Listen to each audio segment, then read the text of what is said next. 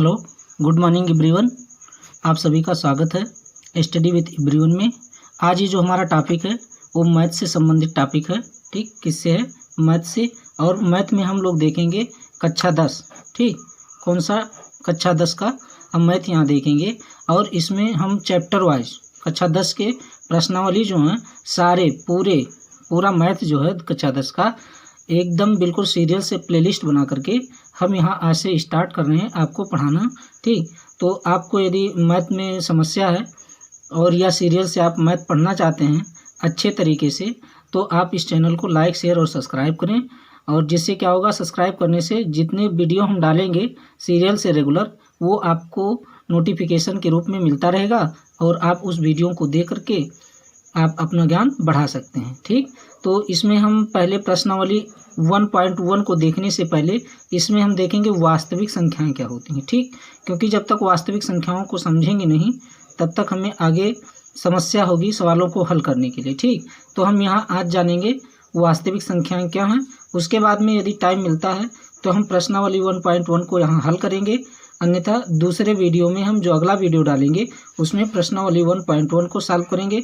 ऐसे 1.2, 1.3 करके ऐसे जितने भी प्रश्नावली है कक्षा 10 में, ठीक, वो सारे यहाँ पे हल किए जाएंगे। ठीक, तो चैनल से जुड़िए और मैथ का सारा सलूशन यहाँ आपको मिलेगा। ठीक, तो अब हम देखते हैं वास्तविक संख्याएं क्या होती हैं। क्लियर? आज हम देखेंगे वास्तविक संख्याएं क्या होती हैं। तो आइए देखते हैं। तो वास्तविक संख्याओं को जानने के लिए पहले हम लोग जानेंगे कॉम्प्लेक्स नंबर। ठीक, क्या चीज़? कॉम्प्लेक्स नंबर क्या होता है, यानी सम्मिश्र संख्या क्या होती है। क्लियर? तो यहाँ हम लोग देखेंगे क्या सम्मिश्र यानी मिश्रित संख्या को ही क्या कहा जाता है, सम्मिश्र या कॉम्प्लेक्स नंबर। इसको हम क्या कहेंगे? Complex number. क्लियर? अब ये जो सम्मिश्र संख्या होती है ये दो पार्ट में बटी होती है। ठीक, कितने पार्ट में? दो पार्ट में। एक तो होता है रियल नंबर यानी वास्तविक संख्या और दूसरा होता है इमेजिनरी नंबर, काल्पनिक संख्या। क्लियर?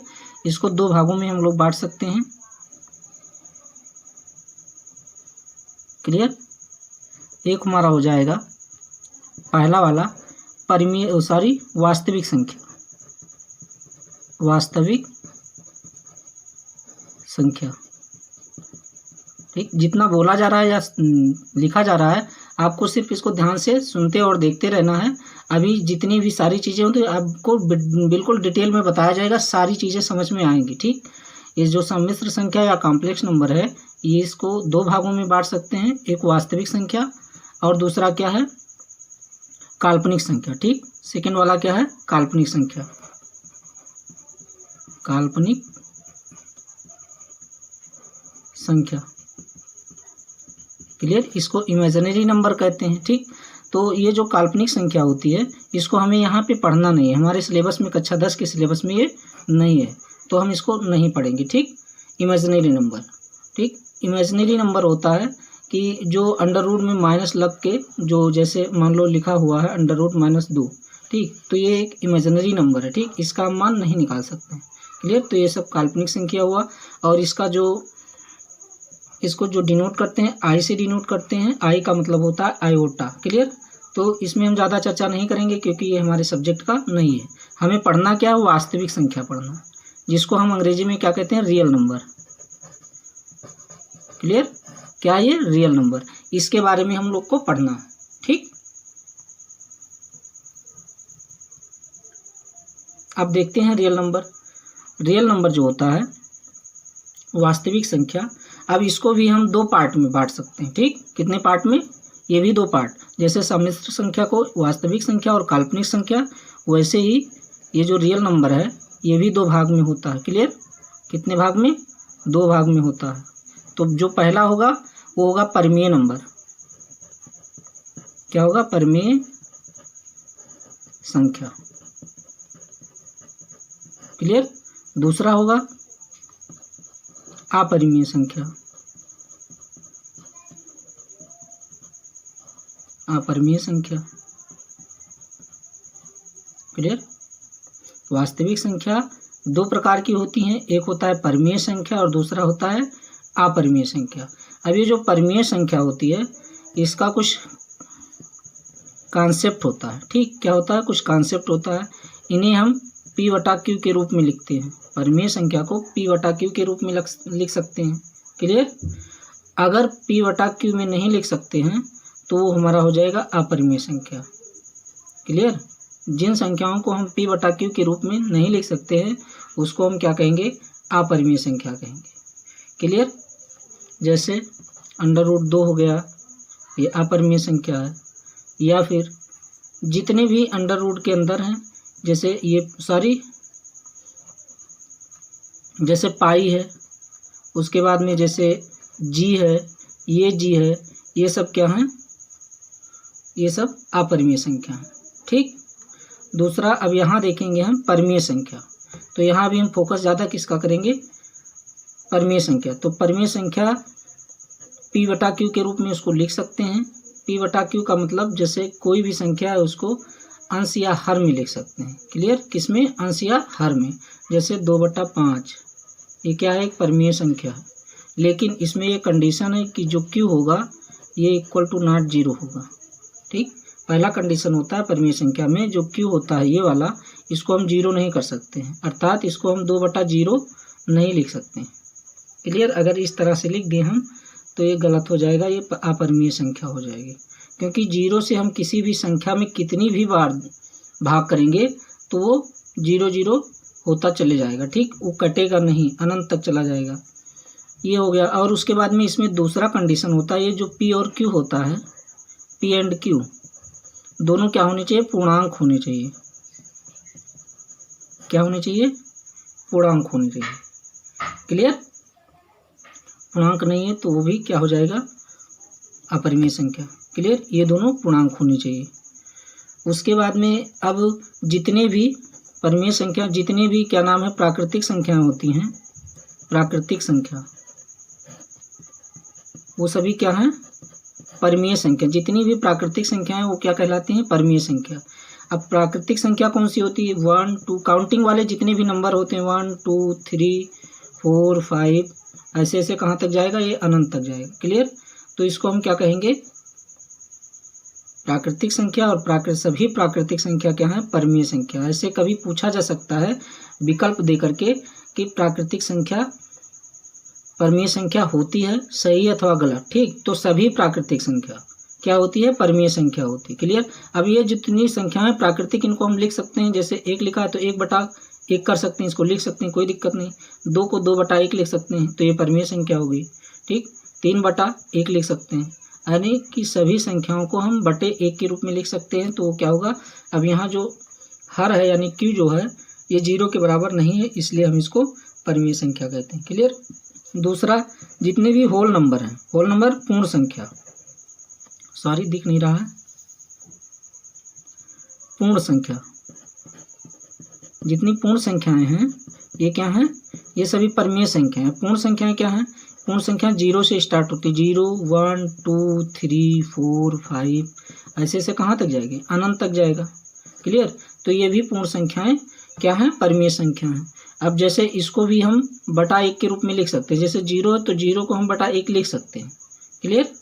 अब 1 को 1/1 लिख सकते हैं, 2 को 2/1 लिख सकते हैं, अनंत तक इसको सबको लिख सकते हैं। तो ये क्या हो गया, परिमेय संख्या हो गया। क्लियर। और जो दशमलव वाले होते हैं, दशमलव वाली संख्याओं को भी हम क्या करते हैं, परिमेय संख्या कहते हैं। लेकिन जो दशमलव होता है, दशमलव वाली यानी डेसिमल, दशमलव संख्याएं। ठीक। अब ये जो दशमलव संख्याएं होती है 3 टाइप की होती हैं। उसमें से 2 टाइप की दशमलव संख्याएं परिमेय संख्या होती है, 1 टाइप की अपरिमेय संख्या होती है। अब ये जो 3 टाइप की होती हैं उनमें ये जो होता है, इसको थोड़ा सा ऊपर कर ले हम जिससे आसानी से दिखे।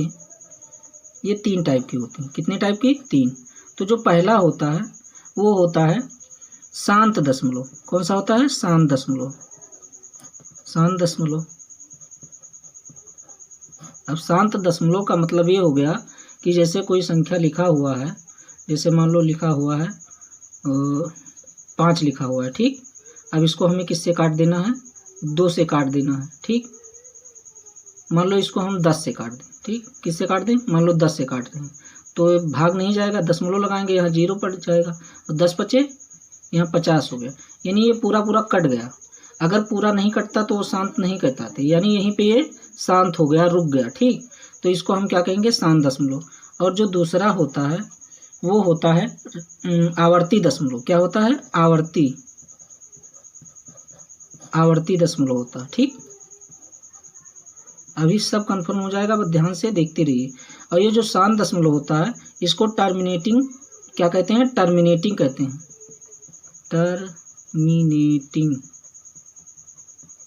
टर्मिनेटिंग डेसिमल, ठीक। थोड़ा थोड़ा इंग्लिश भी जानते रहिए। आवर्ती दशमलव है, इसको हम रिपीटिंग कहेंगे, रिपीटिंग डेसिमल होगा। क्लियर? आवर्ती दशमलव को। अब आवर्ती दशमलव का मतलब होता है ये रिपीट करेगी संख्या, ठीक। क्या करेगी? रिपीट करेगी। जैसे पॉइंट में, जैसे 0.252525 इस तरह से रिपीट करेगी, ठीक। ये देखो रिपीट हो रहा है 25-25 की नहीं हो रहा है, रिपीट हो रहा है।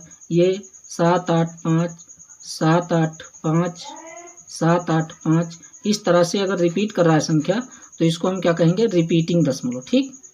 और एक जो होता है तीसरा वो नॉन रिपीटिंग नॉन टर्मिनेटिंग, यानी अशांत होता है, वो ना कटेगा ना रिपीट करेगा, ठीक। उसको कहेंगे हम अशांत दशमलव, अंग्रेजी में नॉन टर्मिनेटिंग नॉन रिपीटिंग कह देंगे। क्लियर? अशांत आवर्ती दशमलव, यहाँ आवर्ती भी लगा सकते हैं, ठीक। तो ये हो गया दशमलव संख्या। उसमें से ये जो शांत दशमलव है और ये जो आवर्ती दशमलव है ये दोनों परिमेय संख्या होती हैं और ये वाला नहीं होगा। क्लियर? तो उम्मीद करते हैं इतना समझ में आ गया होगा, ठीक। और इसमें कुछ बहुत ज़्यादा डिटेल में जाने की ज़रूरत नहीं है। बहुत ज़्यादा डिटेल में जाया जाएगा तो सबकी डेफिनेशन लिखनी पड़ेगी, उसके बाद में एग्जाम्पल लेनी पड़ेंगे, तो वीडियो बहुत लंबा हो जाएगा। और उम्मीद करते हैं इसको हम लोग पहले से ही कक्षा 10 से पहले इसको पढ़े होंगे। बस एक बार इसका रिवीजन हो जाए कि थोड़ा सा हमें कोई दिक्कत ना रहे, थोड़ा सा याद आ जाए अगर भूल गए हैं, ठीक। अब इसके बाद में हम प्रश्नावली को हल करेंगे, ठीक। लेकिन प्रश्नावली को हल करने के लिए ज़्यादा समय लगेगा, उसमें ज़्यादा समझाना पड़ेगा, सवाल उसके थोड़े बड़े बड़े हैं, ठीक। तो वीडियो बहुत ज़्यादा लंबा हो जाएगा, तो इसलिए हम आज का वीडियो बस यहीं पर एंड करते हैं। और अगला वीडियो हम प्रश्नावली को लेकर के आएंगे। इसमें से जैसे आज ये हो गया वास्तविक संख्याएं, समझ में आ गया कि वास्तविक संख्याएं कौन सी हैं। परिमेय संख्या होती है और अपरिमेय संख्या होती है, ठीक। और जो ये परिमेय संख्या होती हैं उनमें सभी नेचुरल नंबर आते हैं, यानी 1 2 3 4 सभी होल नंबर आते हैं, 0 से 1 2 3 4 अनंत तक।